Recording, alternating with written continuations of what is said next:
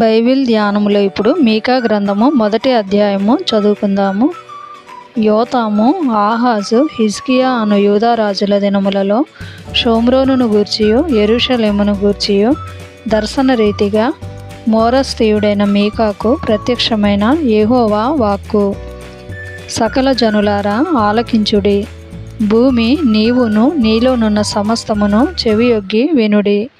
ప్రభువగు యెహోవా మీ మీద సాక్ష్యము పలుకబోచున్నాడు.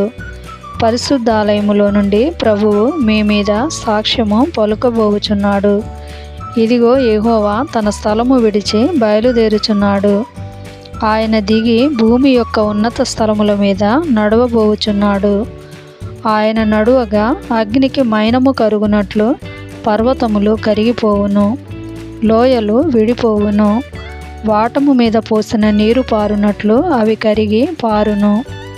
యాకోబు సంతతి చేసిన తిరుగుబాటును బట్టియు ఇశ్రాయేలు సంతతి వారి పాపములను బట్టియు ఇదంతయు సంభవించును.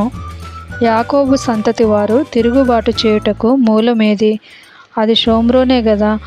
యూదా వారి ఉన్నత స్థలములు ఎక్కడివి? యెరూషలేములోనివే కావా? కాబట్టి నేను షోమ్రోనును చేనులోనున్న రాళ్ల కుప్పవలె చేసెదను.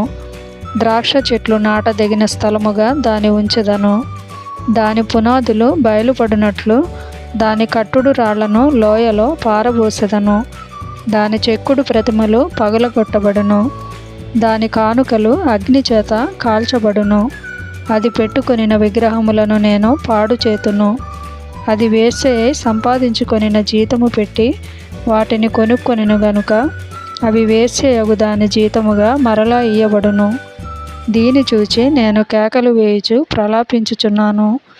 ఏమీయూ లేకుండా దిగంబరినై నక్కలు అరచునట్లు అరచుచున్నాను. నిప్పుకోడి మూలుగునట్లు మూలుగుచున్నాను. దానికి తగిలిన గాయములు మరణకరములు. అవి యూదాకు తగిలియున్నవి. నా జనుల గుమ్మముల వరకు, యెరూషలేము వరకు అవి వచ్చియున్నవి. గాతు పట్టణములో దీనిని తెలియచెప్పవద్దు, అచ్చట ఎంత మాత్రమును ఏడవవద్దు. బేత్లెయప్రలో నేను ధూళిలో పడి పొర్లితిని. షాఫీరు నివాసి, దిగంబరివై అవమానము నొంది వెళ్ళిపొమ్ము. జయనానువారు బయలుదేరక నిలిచిరి. ప్రలాపము బేతేజెలులో మొదలుపెట్టి జరుగుచున్నది. మారోతు వారు తాము పోగొట్టుకొనిన మేలును బట్టి బాధ నొందుచున్నారు. ఏలయనగా యెహోవా యొద్ద నుండి కీడు దిగి యెరూషలేము పట్టణ ద్వారము మట్టుకు వచ్చెను. లాకీషు నివాసులారా, రథములకు యుద్ధపు గుర్రములను కట్టుడి.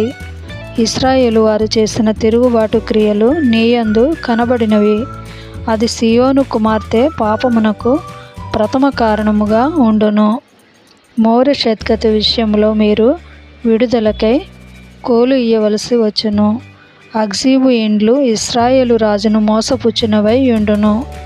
మారేషా నివాసి, నీకు హక్కుదారుడగు ఒకని నీ యొద్దకు తోడుకొని వత్తురు. ఇశ్రాయేలీలలోని గనులు అదుల్లామునకు పోవుదురు. సియోను, నీకు ప్రియులగు వారు నీ యొద్ద నుండకుండా పట్టబడి ఉన్నారు. నీ తల బోడి చేసుకొనుము, బోరుచ గద్ద వలె నీ బోడితనము కనుపరుచుకొనుము.